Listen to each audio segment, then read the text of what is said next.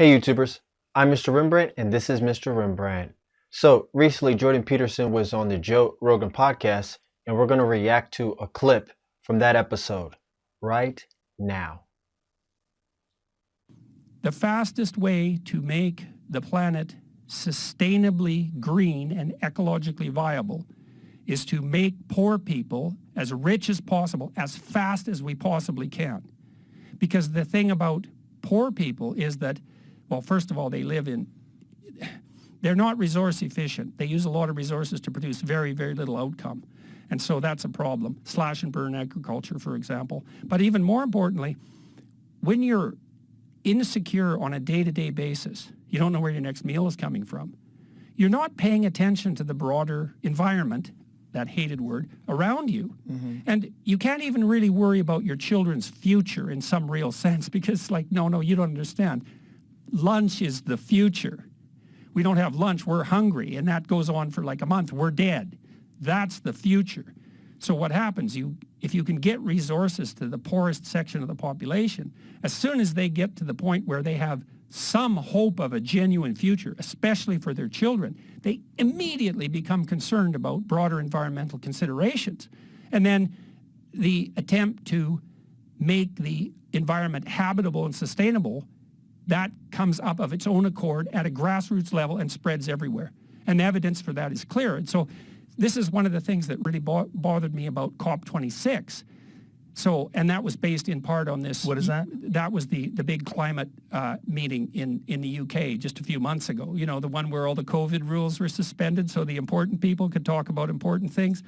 In any case, I thought if the politicians who were discussing environmental sustainability were serious, especially the left-wing ones, and I say especially because the left-wing ones always say, well, we care about the poor and dispossessed.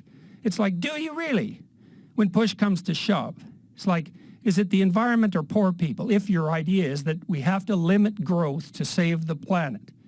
If we limit growth, poor people starve. Because whenever we put limits on economic development, who suffers? The rich? Are you really? That's what you think? And you're on the left, you think if you put limits on economic development, the rich will suffer. That runs contrary to every theory that your whole political philosophy is based on. You put limits to growth on, the poor stay poor or get worse. Doesn't matter because the planet has too many people on it anyways, which it most certainly does not. Let's reflect on that really quick. This goes into a lot of things that I talk about a lot with different individuals. And the fact that in society, we've gone through, for example, this pandemic, and there was a lot of shutdowns going on, a lot of restrictions going on, and the country was shut down for a period of time.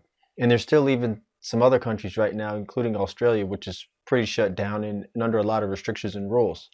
And while you might think that that is a successful plan to alleviate the pandemic or the problem right now, at the end of the day, all that situation is going to do is hurt the average individual. It's going to hurt the small mom and pop businesses. And all that's going to do is hurt us regular people. What it doesn't do is it doesn't hurt the big businesses. If you think that somehow you're going to target big businesses and destroy them and put them out, think again. This is why it goes into the whole play of voting on particular politics that attack the rich or attack the successful. You always see this when it comes to when you see this a lot with the Democratic Party where they say tax the rich, tax the rich. If you overly tax the rich or these big companies in unfair ways, the only thing that's going to do is going to fall back on us regular people. It's not going to hurt the big companies. When you do things that from a governmental standpoint that you think are going to hurt the big companies or hurt the rich people, all it's going to do is fall back on us. Gas is going to go high for us. Prices are going to go high for us. Inflation is going to hurt us, not the multi-billionaires.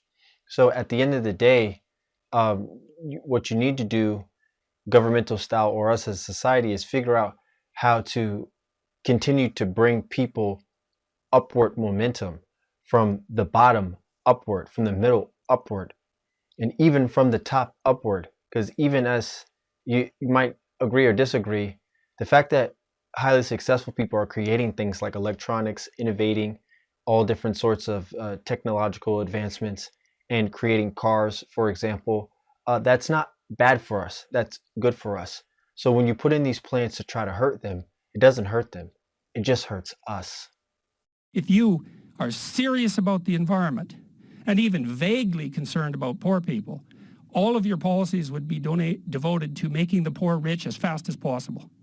But that would violate the anti-capitalist presumption, let's say, that the reason for environmental degradation in the first place is, say, entrepreneurial and free market development, which it most certainly isn't. That's actually completely backwards.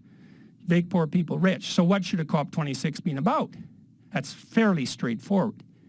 It should have been about trying to generate as much energy as we possibly can to be distributed as widely as possible in the cheapest possible manner.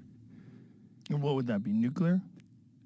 No, well, I would say ultimately likely nuclear, and probably not fusion, because it's so, fusion has always been a year away, 10 years away for the last 50 years.